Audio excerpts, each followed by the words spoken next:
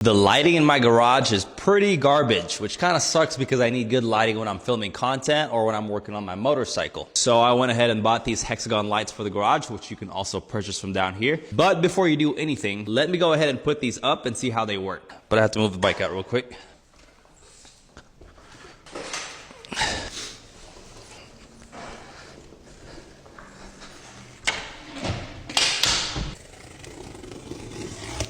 We got the manual right here. You have your connecting pieces right here. You plug the light strip and it'll power it up basically.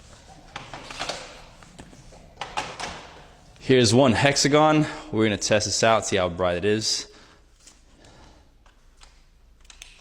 Whoa, okay, that's bright. I'm just gonna eyeball this and make adjustments later.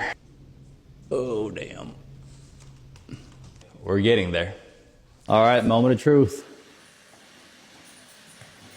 Whoa! Holy sheesh! Oh my God, that is bright.